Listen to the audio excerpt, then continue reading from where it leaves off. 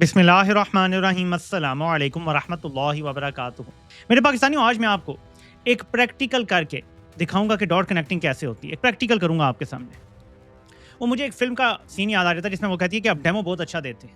वो नहीं, वो चटनी गिरा देता है उसके जूतों पे, तो वो बताना शुरू करता है कि मेरे इतने महँगे जूते थे, $4,500 के थे और व्हाटएवर। तो वो डेमो बड़ा अच्छा देता है। आज मैं आपको ना डॉट कनेक्टिंग का एक डेमो देता हूँ। ऐसा डेमो होगा कि आपको समझ आ जाएगा कि किस तरीके से पाकिस्तान में स्टेप वाइज़ आप चीज़ें समझ सकते हैं कि क्या चल रहा है। मैं आपको 2-3 चीज़ें दिखाता हूँ। सोहेल अफरीदी आज पूरे मीडिया पे छाए रहे। ये हामिद मीर के साथ प्रोग्राम रिकॉर्ड हुआ था। ये एआरवाई पे वसीम बदामी के साथ, ये अतर काज़मी के साथ। अभी मैं देख रहा था कि उनके कुछ और प्रोग्राम भी चल रहे हैं। मेहर अब्बासी के साथ उनका आई थिंक शफ़ी जान का प्रोग्राम हो रहा है, लेकिन सोहेल अफरीदी का मुझे लगता है कि कुछ और भी लोगों ने किए हैं प्रोग्राम। और यहाँ तक कि जो काला चैनल है, उसका भी एक जुड़ा हुआ शख्स कह रहा है कि हमें भी मौका दें मुलाकात का। एक तरफ सोहेल अफरीदी पूरे मीडिया पे छाए हुए हैं और मीडिया के लोगों को दिन तक, ये अब मैं आपको खबर बता रहा हूँ, मैं वैसे खबरें शबरें शेयर नहीं करता, खबर बता रहा हूँ कि मीडिया के लोगों को जिन्होंने ये इंटरव्यूज रिकॉर्ड किए थे ना सोहेल अफरीदी के साथ, उनमें से किसी को भी यकीन नहीं था कि रात को ये चल जाएंगे। ना सिर्फ इंटरव्यू चले बल्कि खुल के बातें भी हुई बीच में। ठीक है, अब मैं आपको दूसरी चीज़ दिखाता हूँ। एकदम हम नतीजे पे नहीं पहुँचेंगे। आपने ये क्लिप देखना है जो मैं आपको दिखाने जा रहा हूँ, क्योंकि एक एक करके मैं आपको चीज़ें बताऊंगा कि कैसे हैं। बल्कि ये सुने क्लिप। पीपल्स पार्टी और पीएमएलएन मिलकर एक नई मनूवरिंग कर रहे हैं, कोशिश कर रहे हैं कि वो इक़्तिदार और इख्तिलाफ दोनों खाने मेल लें, लेकिन शायद उनको अभी तक रियलाइज़ नहीं हो रहा कि कुछ बड़े फैसले हुए हैं और उसमें जो लोकल बॉडीज़ का निज़ाम है अभी तक तो वो ऑप्शन नहीं है। पीपल्स पार्टी और नून लीग को एहसास नहीं है, लेकिन कुछ बड़े फैसले हुए हैं और ये जो लोकल बॉडीज़ का करके कुछ चक्कर देने की कोशिश हो रही है कि सदारती निज़ाम को साल 2 तक के लिए टाल लो और सारा कुछ, ये अभी तक ऑप्शन नहीं है। यानी जिन्होंने एक्चुअली फैसले करने हैं, जो इनको लाने वाले हैं, उनके फैसले कुछ और हैं और वो चुरा नहीं लेंगे। ये दूसरी चीज़ मैंने आपको दिखाई है। अब मैं आपको एक और तीसरी चीज़ दिखाता हूँ। असली और नस्ली रावी, हम ज़रा इनका ये स्टेटमेंट देखते हैं। ये उन्होंने फ्रिजों वाली सरकार के साथ प्रोग्राम में ये अल्फाज बोले हैं कि मैं इमरान खान के साथ हूँ। मैंने हमेशा ये कहा है कि उसे जेल से बाहर निकलना चाहिए। मैं तो ये भी कहता हूँ कि इमरान खान के खिलाफ जितने भी केसेस हैं वो सारे झूठे केसेस हैं। और उसके बाद एक और चीज़ ऐड करूंगा तो आपको कुछ और समझ आएगा। असली और नस्ली रावी एक और बात करता है, कहता है कि फ़र्ज़ करें साफ शफाफ इलेक्शन हो तो पूरे पाकिस्तान में सिर्फ इमरान खान का कोई मुकाबला नहीं। इनके पास खामोश हजूम है जिनमें बगावत फ़रोग पा चुकी है। एक दफ़ा उनका गुस्सा वोट की शक्ल में निकलना ही निकलना है। और इन सारी खबरों के हंगाम एक खबर रह गई है ताकि सारे डॉट आप कनेक्ट कर लें। और ये अब हम देखते हैं। मोहम्मद उमैर खबर देते हैं कि पाकिस्तान किसान इत्तेहाद ने वज़ीर आला पंजाब का इस्तीफ़ा मांग लिया है। जी हाँ, पंजाब के अंदर किसान इत्तेहाद की इतनी जुर्रत है कि वो आके पंजाब में बैठ के मरीम नवाज़ का इस्तीफ़ा मांग रहा है। मरीम नवाज़ के होते किसान खुशहाल नहीं हो सकता। मरीम नवाज़ 2.5 साल मजीद रह गई तो किसान मजीद तबाह हो जाएगा। लाहौर प्रेस क्लब में चेयरमैन किसान इत्तेहाद खालिद बाट की प्रेस कॉन्फ्रेंस। अब आप खुद सोच लें कि लाहौर के प्रेस क्लब में कोई बैठ के ये कह सकता है कलेजा चबाने वाली खातून के इक़्तिदार के अंदर कि उसका इस्तीफ़ा चाहिए, मजीद 2.5 साल हम इसको बर्दाश्त नहीं कर सकते। वो अपने सारे डॉट्स कनेक्ट करने हैं। सोहेल अफरीदी पूरे मीडिया पे छाया हुआ है और इंटरव्यू चल रहे हैं। मीडिया को भी शक था कि नहीं चलेंगे। असली और नस्ली रावी कह रहा है कि इमरान खान पे सारे केसेस जाली हैं, झूठे हैं और मैं तो चाहता हूँ कि वो रिहा हो और इमरान खान इलेक्शन जीतेगा एक बार। किसान इत्तेहाद कहता है कि इसका हमें इस्तीफ़ा चाहिए और उसके बाद इमरान खान को गिरबान पकड़ने की धमकियां देने वाला साफ़ी कहता है कि बड़े फैसले हो चुके हैं, नून लीग और पीपल्स पार्टी को समझ नहीं आ रही। समझ आ गया आपको? ये सारे तरतीबवार जब आप देखेंगे तो एक ही चीज़ है कि कंपनी इनका तरा निकाल के, इनको डरा के अपना बहुत बड़ा काम निकलवाने जा रही है। और शरीफों दरदारियों को क्योंकि पता नहीं, मैं मुसलसल आपको बयानियां बता रहा हूँ। देखें, हर रोज़ मजीद डॉट्स कनेक्ट होंगे, हर रोज़ आपको ये समझ आएगा कि जो बात मैं कह रहा हूँ वो बहुत ज़्यादा दुरुस्त मालूम होती है। मैं तो तज्जिया करता हूँ ना हालात को। देखिए, आपके सामने मैंने 4-5 चीज़ें रखी हैं, सब एक ही तरफ इशारा कर रही हैं। वरना अचानक सोहेल अफरीदी कैसे सारे स्ट्रीम मीडिया पे चल रहा है, जियो और एआरवाई पे सेम टाइम चल रहा है, प्राइम टाइम। ज़रा इमेजिन करें ना, थोड़ी सी अपनी अक्ल लड़ाएं। सोहेल अफरीदी तो इमरान खान के लिए बात कर रहा है। वो कौन सा कोई कह रहा है कि आसिम मुनीर मेरा हीरो है। बात तो इमरान खान की हो रही है, लेकिन वो चल रहा है। तो ये जर्नैल चलने भी कोई चीज़ तब देते हैं। सोहेल अफरीदी तो चले, उसने अपनी बात कर दी, उसे मौका मिल गया। वो चलने देते भी तब है मीडिया पे जब उन्होंने अपना कोई काम निकलवाना होता है। इसको मैं थोड़ा सा अगर आपको पीछे लेकर जाऊं तो ज़्यादा बेहतर एक्सप्लेन कर सकूंगा। जब इमरान खान ने 2013 के इलेक्शन के बाद कहा ना कि 4 हल्के खोल दो, नवाज शरीफ को तो पता था कि वो हमेशा धांधली से आया है, हमेशा उसको इक़्तिदार दिया गया है, वो हमेशा लाया गया है, कभी आया नहीं है। तो नवाज शरीफ नहीं माना, किसी सूरत नहीं माना, और ज़ाहिर उस टाइम फौज ने भी नहीं माना था, उनकी धांधली उन्होंने की हुई थी उसके हक़ में मुबैना तौर पे। तो इमरान खान 4 हल्के कहते रहे, एक पूरा साल से ज़्यादा गुजर गया। तो इमरान खान ने कहा जी कि हम अब लॉन्ग मार्च करने वाले हैं। इमरान खान ने इधर लॉन्ग मार्च की बात की, उधर मॉडल टाउन में कत्ल गारत हो गई, 14 लोगों के मुंह पे गोलियां मार दी, और एक ऐसा इशू खड़ा हो गया कि लॉन्ग मार्च होना ही होना था। फिर तो वो तारुल कादरी भी शामिल हो गया साथ। इसको हमेशा नाम दिया जाता है जी कि फौज ये धरना और लॉन्ग मार्च लेकर आई थी क्योंकि उन्होंने मुशर्रफ को बचाना था, नवाज शरीफ को दबाव में लाना था, नवाज शरीफ से इस्तीफा लेने की कोशिश की और नवाज शरीफ डट गया।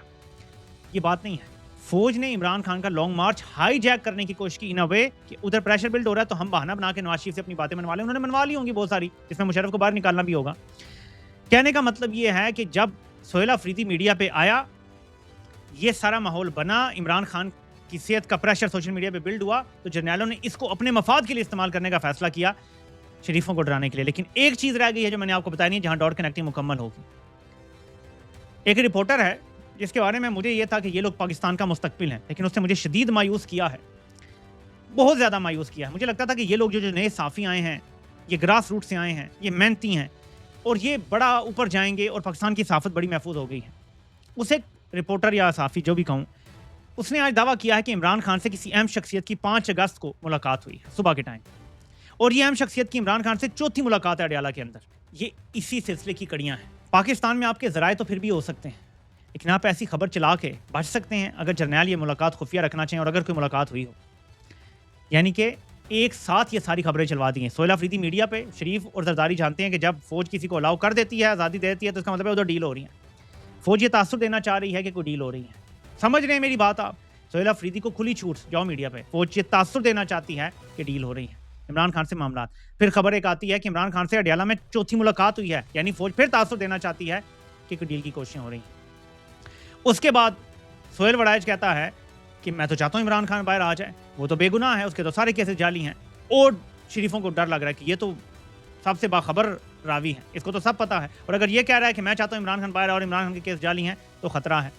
फिर किसान इत्तेहाद आ जाता है पंजाब में और कहता है मरियम नवाज इस्तीफा दे, हम इसको 2.5 साल मजीद बर्दाश्त नहीं कर सकते।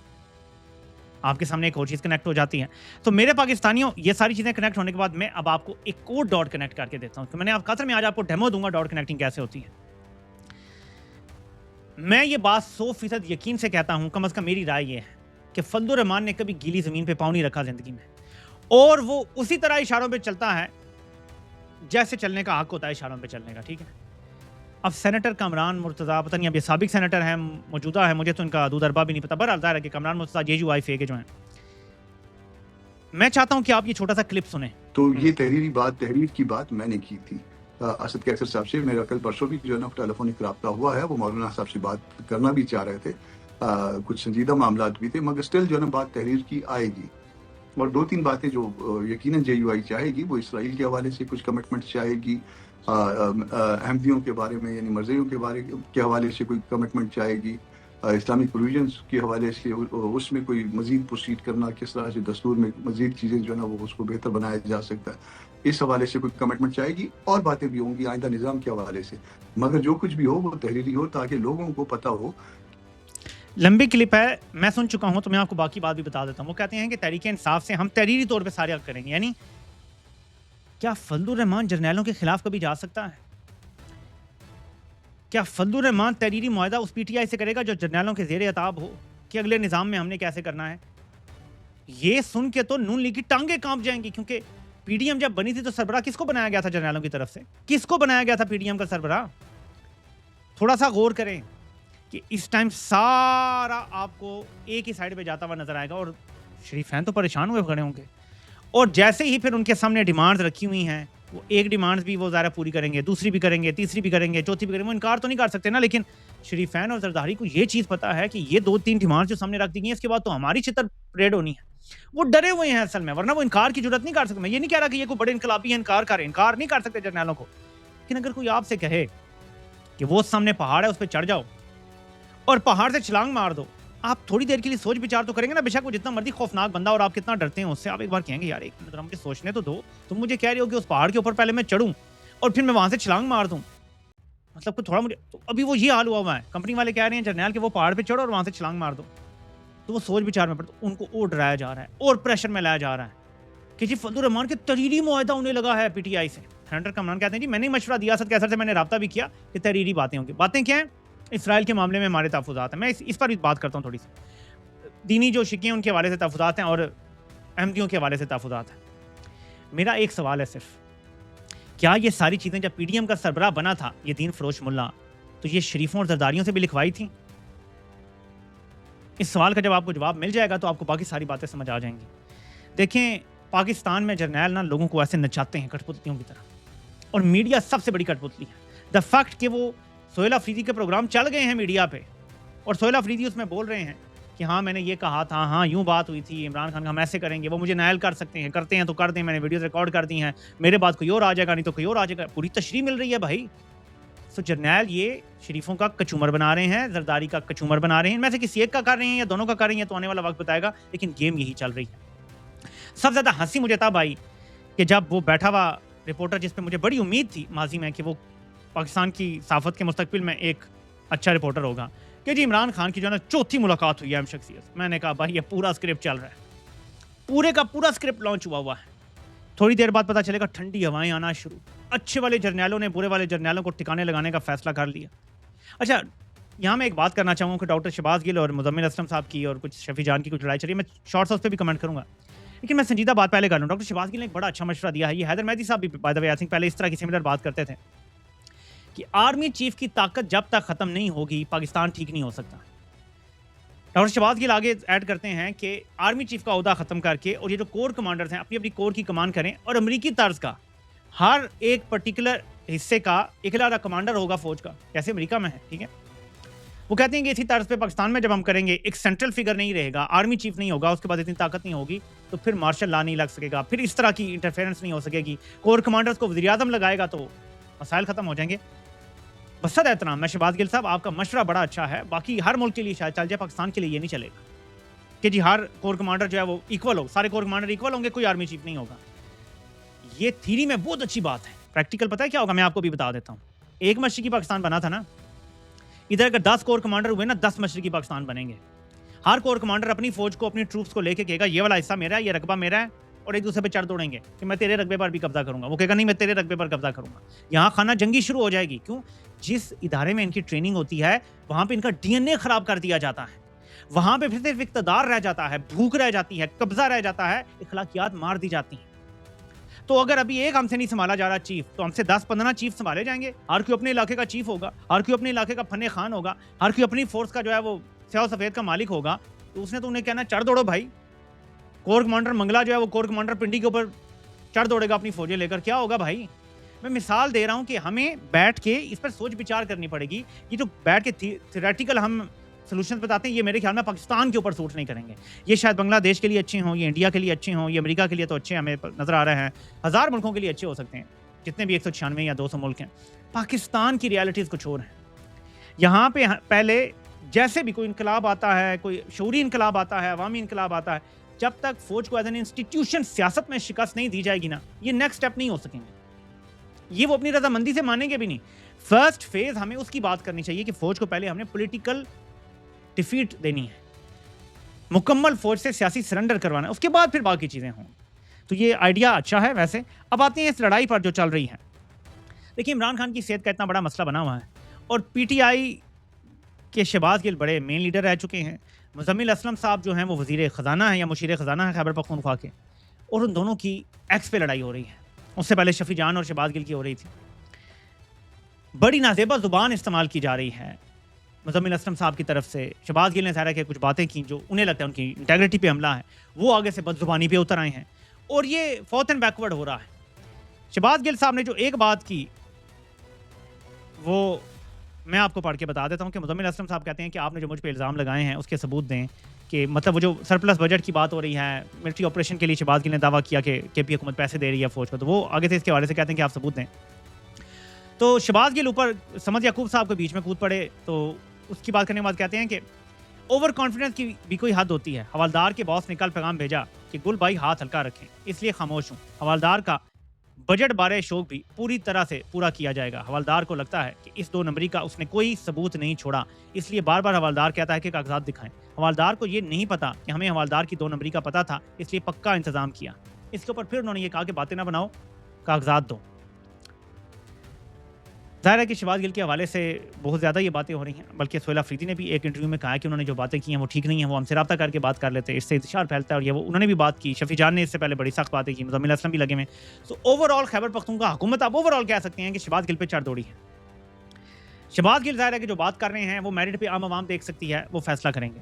मैं सिर्फ इतना कहूँगा कि ये वक्त अंदरूनी लड़ाई का नहीं था, ये वक्त था फोकस करने का, पूरी आवाम का फोकस लगवाने का इमरान खान की सेहत की तरफ, उनकी ज़िंदगी की तरफ। लोगों को अगर आप डिस्ट्रैक्ट कर देंगे इन लड़ाइयों से तो फ़ायदा किसका है? फ़ायदा जर्नैलों का। दोनों तरफ से अगर लड़ाई होगी तो इस वक्त फ़ायदा सिर्फ जर्नैलों का हो रहा है। तो मेरी रिक्वेस्ट होगी कि इस वक्त मत लड़ने। ज़ाहिर है कि जो जर्नैलों का अलाकार होगा वो तो लड़ाई को बढ़ाएगा, तो हम सब रिक्वेस्ट कर रहे हैं। उसके बाद भी जो लड़ाई जारी रखेगा हमें पता चल जाएगा कि कौन जर्नैलों का अलाकार है। लेकिन रिक्वेस्ट ये है कि इमरान खान के हवाले से बहुत क्रिटिकल सूरत हाल चल रही है। कौम को इकट्ठा करना है, एक नुक्ते पर लेकर आना है और पूरे मुल्क को हमने इस कैद से रिहा करवाना है। लड़ाई बहुत बड़ी है और ये बड़ी पैटी बातें हैं, यकीन करें बहुत पैटी बातें हैं जिन पर इस तरह की ज़ुबान इस्तेमाल हो रही है और बातें हो रही हैं। तो मेरी यही बात है। एंड में आपसे इंशाल्लाह फिर मुलाकात होती है। बस मैं आपको ये एक चीज़ दिखा दूँ, इसहाक डार का ईरानी वज़ीर ख़ारजा से रब्ता, मक्का दिफाई मुआहदे पर एतमाद में लिया। कुछ लोग ये भी कह रहे हैं कि पाकिस्तान ने ईरान को दिफाई मुआहदे का कुछ हिस्सा भेज दिया है। अब ये कैसे मैं मान लूँ कि भेज दिया है? भाई कहाँ से भेज दिया है? ऐसी भेज दिया जो चीज़ खुफिया रखी हुई है। ईरान पे सऊदी अरब ट्रस्ट करेगा या तुर्की भी कहेगा कि बाकी साहब से खुफिया रखना है, ईरान को भेज दो। लेकिन ज़ाहिर है कि ईरान को कुछ खदशात ज़रूर होंगे, होने चाहिए भी। और मैंने पहली वीडियो जो की थी मैंने ये कहा था कि ईरान के खदशात होंगे और वो जायज़ होंगे। तो ईरान ने ज़ाहिर है कि कुछ खदशात का इज़हार किया होगा और पाकिस्तान ने अगर क्लैरिफिकेशन को देने की कोशिश किया तो ये लाजमी थी और देनी चाहिए भी, क्योंकि वो हमारा हमसाया मुल्क है और इस टाइम दुनिया की 2 बड़ी आलमी ताकतों से नबरद आज़मा है। तो पाकिस्तान को क्लैरिफिकेशन ज़रूर देनी चाहिए। ईरान के अंदर बड़ी-बड़ी फ़ौजी तब्दीलियाँ हुई हैं। ज़ाहिर मेरा ये आज का टॉपिक नहीं था, वरना मैं उस पे ज़रूर बात करता। बड़ी-बड़ी तकर्रियाँ और तब्दीलियाँ हुई हैं। कुछ लोग कह रहे हैं कि ये पॉजिटिव बात है और कुछ लोग कह रहे हैं कि अब ज़्यादा हार्ड लाइन स्टांस लिया जाएगा। बहरहाल ये आने वाले दिनों में पता चलेगा। तेल की कीमतें बहरहाल इन तब्दीलियों के बाद ऊपर चली गई हैं, व्हिच मीन्स कि मार्केट ये रीड कर रही है कि हालात ख़राब होने जा रहे हैं। आपसे इंशाल्लाह फिर मुलाकात होती है। अल्लाह पाक आप सबका हामी नासिर हो। आप सबके सुनने का बहुत-बहुत शुक्रिया।